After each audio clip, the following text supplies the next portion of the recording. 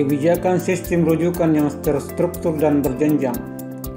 Pelayanan kesehatan merupakan hak setiap orang yang dijamin dalam Undang-Undang Dasar Negara Republik Indonesia tahun 1945 yang harus diwujudkan dengan upaya peningkatan derajat kesehatan masyarakat yang setinggi-tingginya. Bahwa rumah sakit adalah institusi pelayanan kesehatan bagi masyarakat dengan karakteristik tersendiri yang dipengaruhi oleh perkembangan ilmu pengetahuan kesehatan, kemajuan teknologi, dan kehidupan sosial ekonomi masyarakat yang harus tetap mampu meningkatkan pelayanan yang lebih bermutu dan terjangkau oleh masyarakat agar terwujud derajat kesehatan yang setinggi-tingginya.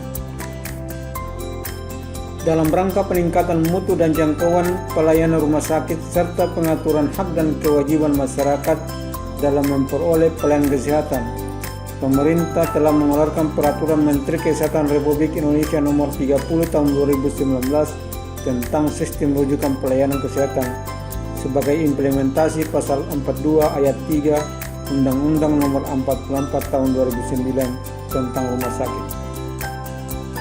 Penyelenggaraan jaminan kesehatan nasional sebagaimana telah diatur dengan Undang-Undang Nomor 40 Tahun 2020 tentang Sistem Jaminan Sosial Nasional SJSN, kemudian Undang-Undang Nomor 24 Tahun 2011 tentang Badan Penyelenggara Jaminan Sosial BPJS sebagai pelaksana di program jaminan kesehatan.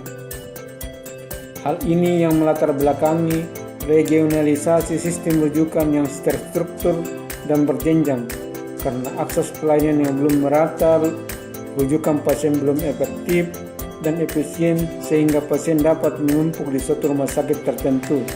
Olehnya itu pemerintah mengeluarkan peraturan mengenai penataan sistem rujukan dengan regionalisasi. Bagaimana sistem rujukan itu?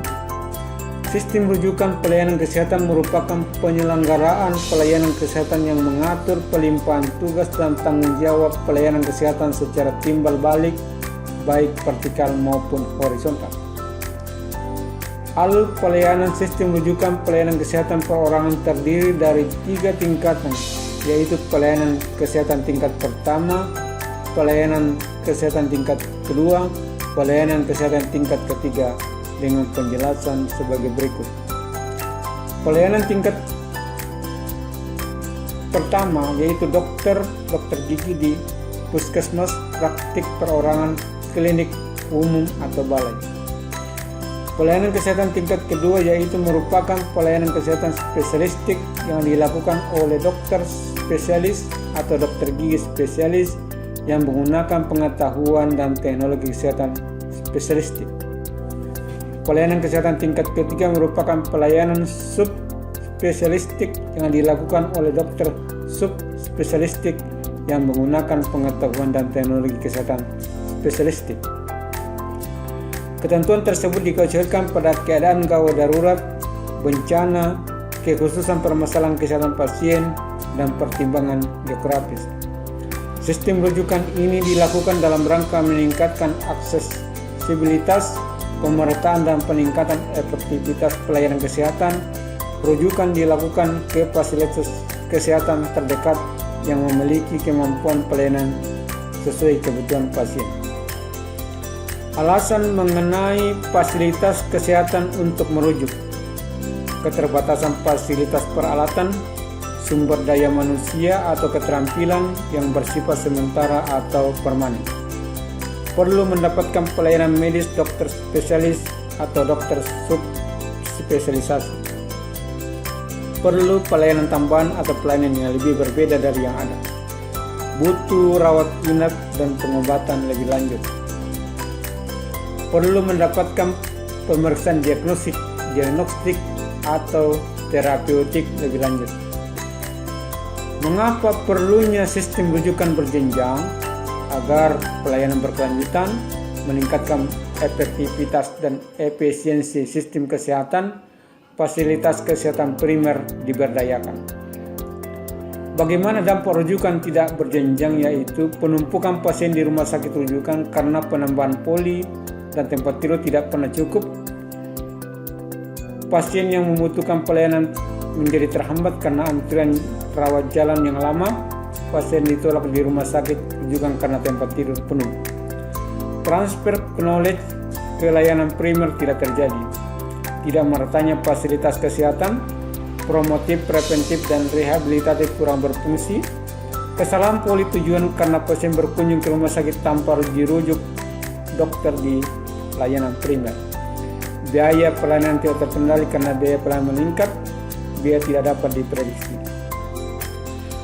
Alternatif kebijakan yang diharapkan oleh pemerintah sebelum berlakunya Undang-Undang tentang Sistem Jaminan Sosial Nasional, implementasi kebijakan sistem rujukan terlambat, akses fasilitas pelayanan kesehatan terbatas, koordinasi lemah termasuk dokter, rendahnya pemahaman sumber daya manusia tenaga kesehatan, perlakuan terhadap pasien tidak sesuai, lambat dan tidak aman. Sesudah berlakunya Undang-Undang tentang Sistem Jaminan Sosial Nasional, yaitu Jaminan Kesehatan Nasional berjalan, fasilitas pelayanan kesehatan primer merata, berkualitas dan kredibel, sistem rujukan terintegrasi, terstruktur dan berjenjang, rumah sakit yang kuat dan fokus pada pasien safety tercapai, rakyat kuat dan sehat. Alternatif untuk BPJS Kesehatan, sebaiknya pemerintah, dalam hal ini Badan Penyelenggara Jaminan Kesehatan Sosial Kesehatan, dapat menata kembali memberlakukan sistem rujukan yang berkelanjutan seperti peraturan sebelumnya, bahwa pasien dapat langsung berobat ke fasilitas kesehatan dari puskesmas atau klinik perorangan ke layanan kesehatan tingkat kedua, yaitu rumah sakit terdekat dengan tempat tinggal pasien, atau pasien dapat memilih rumah sakit yang dipilih. Dengan sistem rujukan berjenjang ini yang diatur dengan Peraturan Kesehatan Republik Indonesia Nomor 30 Tahun 2019, diharapkan dapat memberikan kemudahan kepada masyarakat sebagai pengguna layanan kesehatan untuk menentukan derajat kesehatan sendiri. Dengan memperbaiki tata kelola sistem rujukan yang terintegrasi dengan seluruh rumah sakit sebagai fasilitas pelayanan kesehatan tingkat lanjut untuk memberikan layanan sistem rujukan kepada masyarakat. Dengan adanya peraturan sistem rujukan berjenjang ini dapat memberikan kepastian dan perlindungan hukum baik bagi pelaku jasa pelayanan kesehatan dan penyelenggara pelayanan kesehatan, juga bagi masyarakat. Demikian dan terima kasih.